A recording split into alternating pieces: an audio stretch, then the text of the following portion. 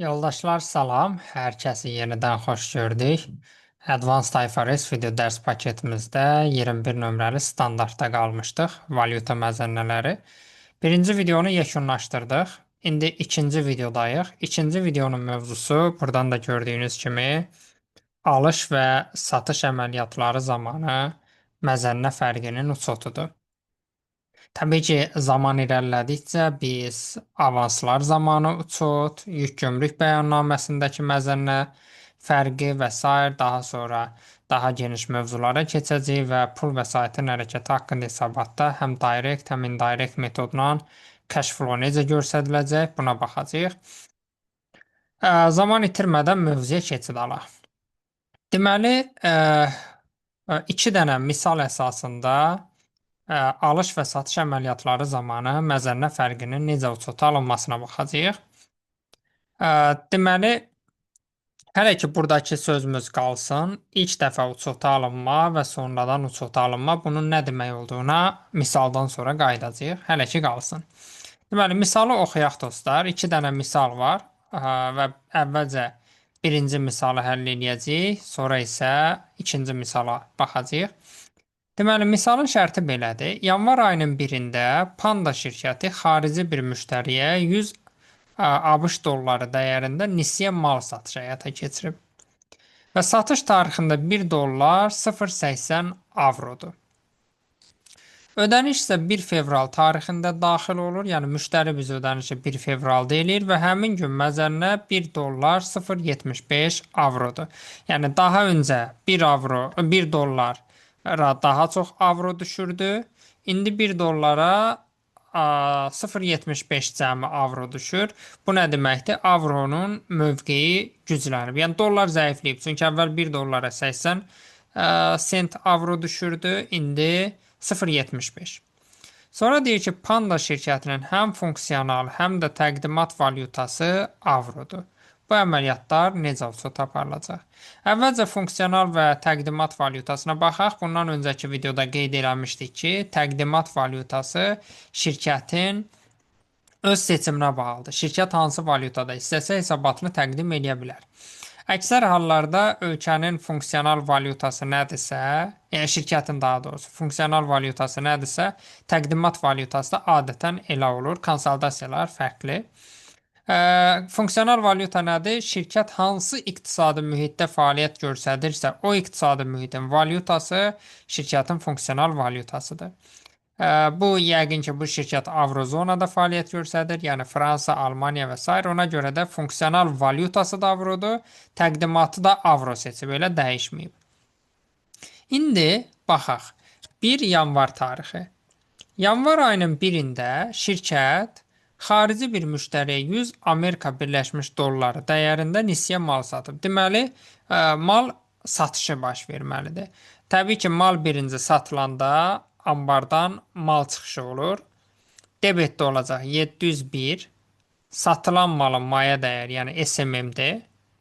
İngiliscə bu Cost of Goods Sold-dur. COGS yazırıq qısaca. Amma bizə bunun maya dəyəri verilməyib. Sadəcə 100 Amerika Birləşmiş dollarına satır. Satış qiymətidir. Gəlin bunu götürək. Bunun maya dəyəri olsun 80. 80 dollar. 80 dollarlıq malı 100-ə satıram. 80 dollardırsa mən burada dostlar, proqram təminatıyla çalışırsınızsa, yəni bunu bilməlisiniz. Mütləq hesabatın müxabirləşmənin əsas valyutası nədirsə o göstərilir və təqdimat valyuta, yəni həm funksional valyuta, həm təqdimat valyutası hesabatda mütləq göstərilməlidir. Sizin faktiki olaraq bu malınız siz almısınız bu malı və bu mal siz Avrozonada olduğunuza görə burada artıq dollara ehtiyac yoxdur. Bu mal sizə deyək ki 80 avroya başa gəlib. Malınızda maya dəyəri 80-dir. Ona görə burada dolların avroya çevrilməsi məsələsi rol oynamır. Ona görə birbaşa yazırıq 80. Valyutasında yazıram ki, qalsın bura. 80 avro. Kreditdə 205 mal çıxışı oldu. Ticari mal və 80 avroluq mal getdi. Bu belə. Daha sonra bu malın xərc tərəfini tanıdıq. İndi gəlir lazımdır. Gəlir tərəfində nə baş verəcək dostlar? Deməli, malın pulunu vermədiyinə görə debet hissədə olacaq. Ticari debitor borc 211 nömrəli hesab. Debitor borc. İndi gəldik maraqlı yerə. Debitor borc. Burada müştəri mənə nə verəsidir? Müştəri mənə 100 dollar verəsidir. Çünki mən ona xaricə satanda mən ona malı dollarla satmışam. Ona görə proqramın aşağı hissəsində burada valyuta ilə olan əməliyyatlarda istər biresi olsun, istər digər proqramlar mütləq birinci bu aşağıda onun orijinal valyutası, yəni 100 dollar göstərilir. Amma siz hesabatları avro ilə verdiyinizə görə bu bir də əsas hesabatda üst tərəfində bu avroya çevrilir. Yuxarı 2 dənə burada xana olur. Aşağı hissəsində 100 dollar yazılır və üzərində 100 dollar həmin vaxtda neçə idi? 1 dollar 0.80-dirsə, burada əməliyyatın baş verdiyi tarixə baxacam. 1 dollar 0.80-dir. Deməli 100 dollardırsa bu olacaq 80 avro. Onda gəlin maya dəyərini dəyişək dostlar, 60 eləyək. Çünki 80-lik malı 80-ə satmaram. Və kredit hissədə olacaq satış gəliri 601 gəlir. Və satış gəliri də eyni qaydada əməliyyatın baş vermə tarixindəki məzənnə ilə çoxalınacaq. Yəni 100 dollar burada göstəriləcək. Sorry, qabağında qoymalıydım işarəni, ev yox. 80 avroda çevrilir. Şirkət hesabatı hansı valyuta ilə təqdim edir ona. Mütləq praktikada proqram təminatında bu görsənir. Çünki sabah sizdən soruşa bilərlər ki, hansı valyuta ilə malı satmışdım? Dollar neçə idi? Çünki siz geriyə doğru dönəndə nə vaxtsa illər sonra o nostalji hisslər olur. Baxırsınız ki, 5 il əvvəl dolların avroya qiyməti məzənnəsi nə idi?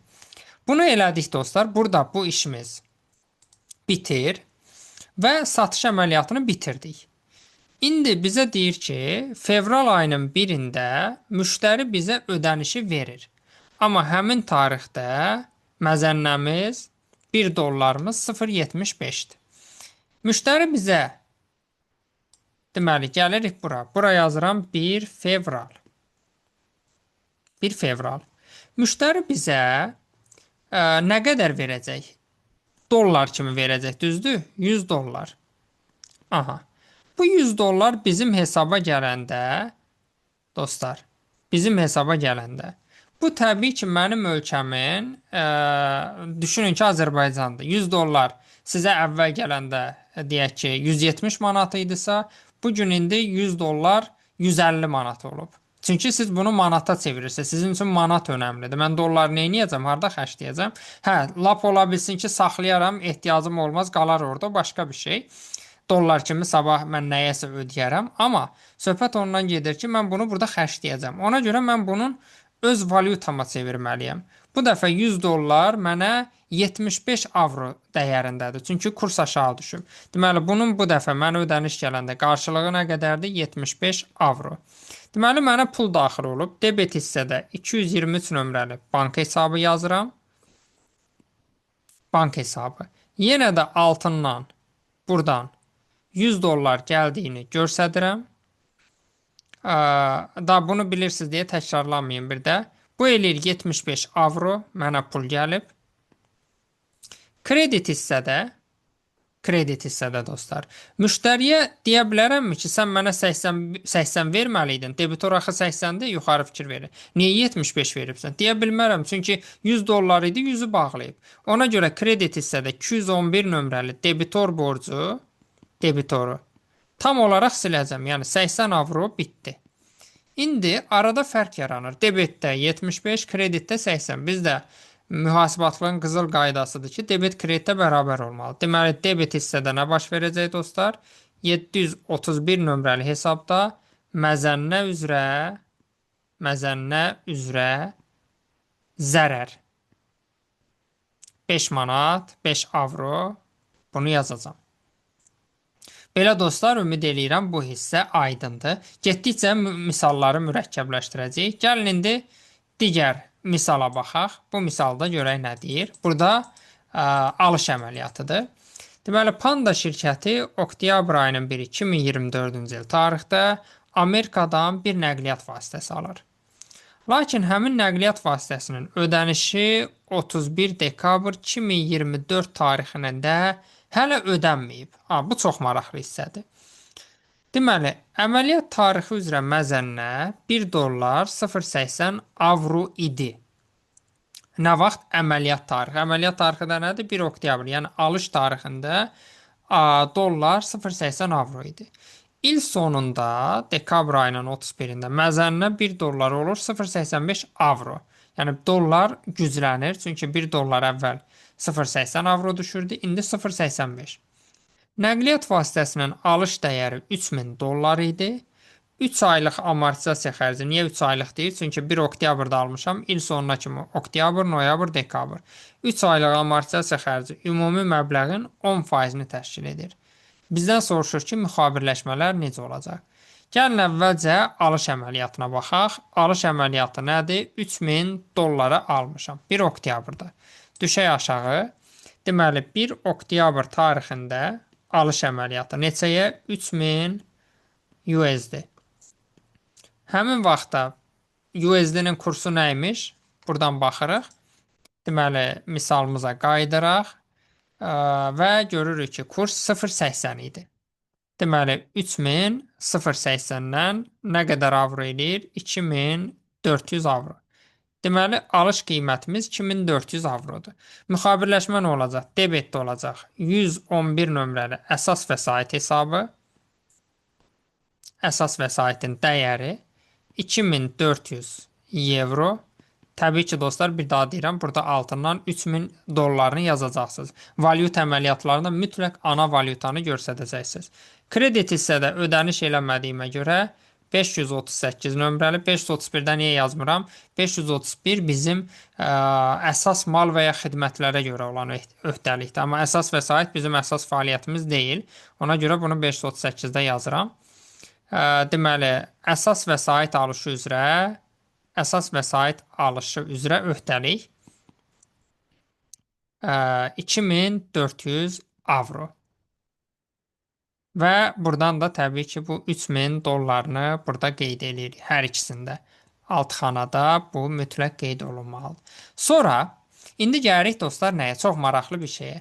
Biz burada yazmışdıq, məzənnə ilə bağlı ilk dəfə uçot alma, bir də sonradan uçot alma. Sonradan uçot alma nədir? İlk dəfə uçot alma deyəndə əməliyyatın baş verdiyi tarixdə uçot almadır. Əməliyyat baş verdisə, həmin məzənnə uyğun uçot aparırıq.